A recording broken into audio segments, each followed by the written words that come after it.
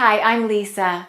My goal at Accurate English is to help you communicate at the English-speaking workplace with confidence, clarity, and accuracy. And one of the best ways that you can feel more confident is to learn many different expressions that native speakers use at the workplace.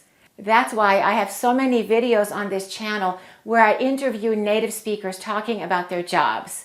For example, if you remember in the last video, we met a young woman named Kendra, and she used the expression subpar. I found that the competition was subpar for me. Instead of saying, that's not good quality work, you can say, that work is subpar. Subpar means below average, not as good as expected. In this video, we will review a lot of the different expressions that you already learned from the native speakers in the conversations that you watched in my videos. I'm going to give you a test to see how many of these expressions you remember. And if you have not watched those previous videos, that's okay. You're going to learn a lot of valuable expressions that you can use at the workplace. I'm going to say a sentence, and I would like you to think of an expression that could be used instead of the words that I used in this sentence. For example, I just told you the sentence, that's not good quality work, and the expression was subpar. That work is subpar. Let's practice some more expressions like that. A non-native speaker might say, how long have you worked in that profession? Or, how long have you worked in that area of specialty? And do you know the expression that a native speaker might say? They might say, how long have you been in the field? They would use the expression, in the field. People often ask, what field are you in? I'm in the medical field. I'm in the dental field, and so on. And this isn't an official term, but it's one coined by professionals in the field, psychiatrists and therapists. I've worked in the field since my first job as a local radio reporter in college. Let's go to the next expression. Instead of saying, he doesn't have the right skills for the job, do you know what we can say? We can say, he doesn't have the skill set for the job. Instead of saying, he has a lot of different types of skills, you can say, he has a diverse skill set. When we hire, we tend to hire by someone's resume and skill set. Instead of saying, he got a better job inside the same company, or he got a promotion in the company, do you know what we can say? You can say, he moved his way up in the company. He moved his way up. Or, I moved my way up. She moved her way up. He would have moved his way up the ranks, proving himself as a military man of great leadership ability. Instead of saying, this document must be signed right away, it can't wait, do you know what we can say? We can say, this document is time sensitive. And that was because of our time-sensitive needs across all of the different types of buildings we were building. And you remember Ross using that expression related to journalism. But after a while, I decided a lot of the skill set that I liked about writing and being a journalist was featured heavily in PR, but it was not as time-sensitive. Instead of saying, did you understand my idea? Did you understand what I was trying to tell you? Do you know what we can say? We can say, did I get my point across? Did I get my point across? In the next two short clips, you will notice the way people pronounce point across. They didn't say point across. That T was silent and they said point across, point across. Listen carefully. Maybe people don't really know what I mean, or it takes too long for me to get my point across. I didn't know how else to get my point across because they weren't listening. Instead of saying, that business makes a lot of money, what can we say? We can say, That business is high grossing, to make a big profit, to make a lot of money. Unless it's going to be a high grossing store where they know they're going to generate significant revenues. Instead of saying, did the boss approve the budget? Do you know what we can say instead of approve? We can say sign off on. Did the boss sign off on the budget?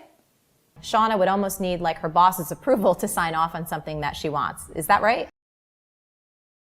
A non-native speaker might say, you need to pay 50% in advance, or you need to pay 50% before we start work on the project.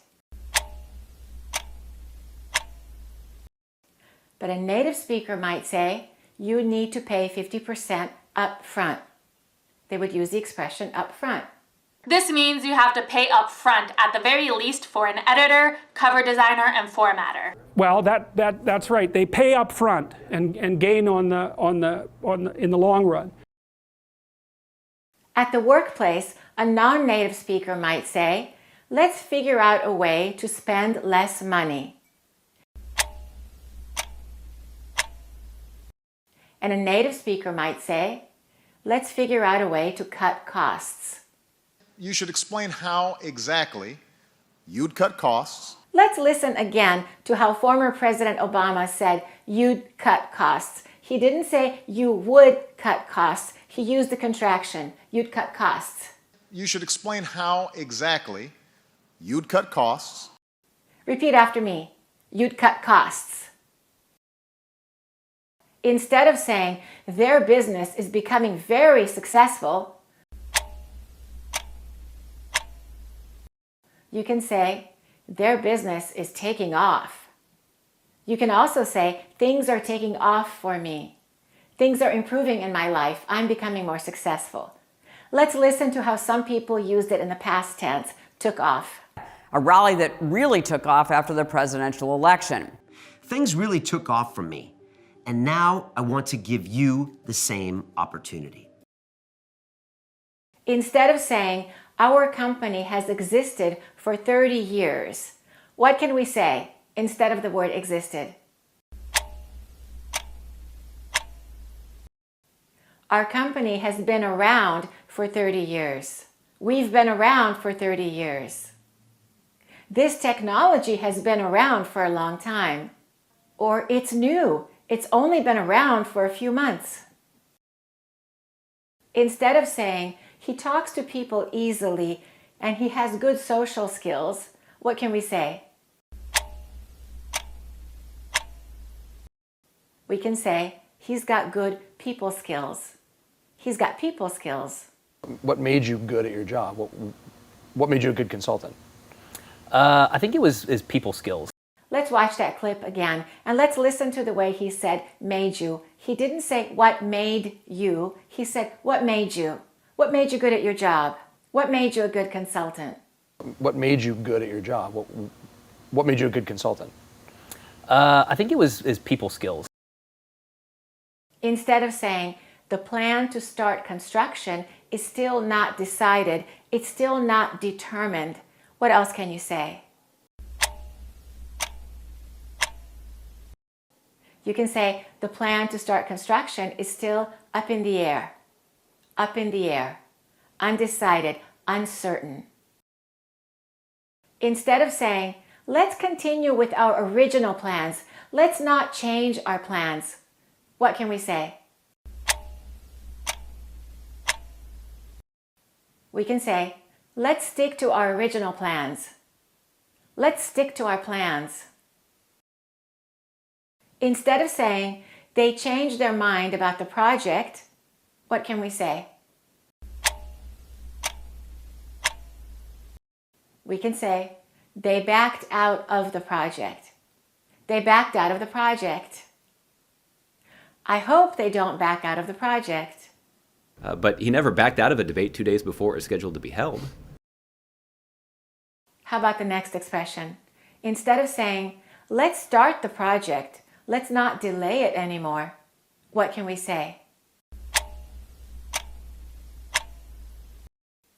We can say, let's get going. Let's get going on the project. We finally got going. We finally got going on the project yesterday. Instead of saying, I quit my job and I told my boss I will leave in 2 weeks, what can we say? We can say, I gave my notice, or I gave my 2-week notice. And notice I didn't say 2 weeks, I said 2-week notice, because notice is a noun, so we take out the S in the word week. 2-week notice. I gave my 2-week notice. He left without giving any notice. And I think one of them gave notice, and so I decided I was just going to do it by myself. So in 2011, I gave notice at work. I hear a lot of my students say something like this.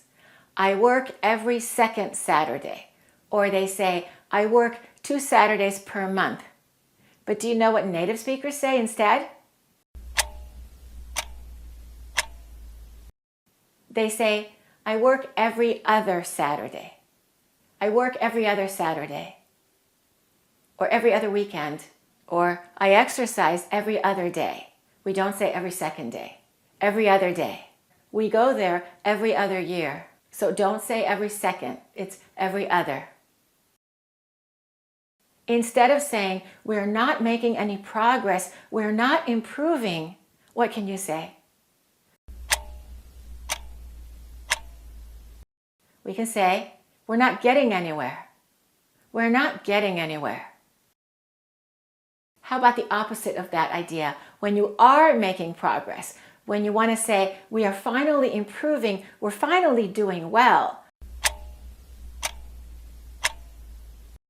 you can say, we're finally getting somewhere. And the reason I do it is because I need to know I'm getting somewhere. I will continue to make more videos like this, where I'm talking to native speakers, where they're talking about their professions. I think that's one of the best ways for you to learn how native speakers really talk. This will help you in 2 ways. You will not only understand native speakers at the workplace, but you will feel more confident about your ability to communicate with them because you will be using these expressions as well. So it's really important that you practice the expressions that you have learned. Every time you learn a new expression from me, pause the video and make your own sentence with your own situation related to your life. That way you will memorize the expression, and the next time you'll be able to use it when you're speaking English at work. Thanks for watching, and keep practicing your English. To get the 2 courses, the American Accent course and the 400 advanced words you must know for fluent English, go to AccurateEnglish.com.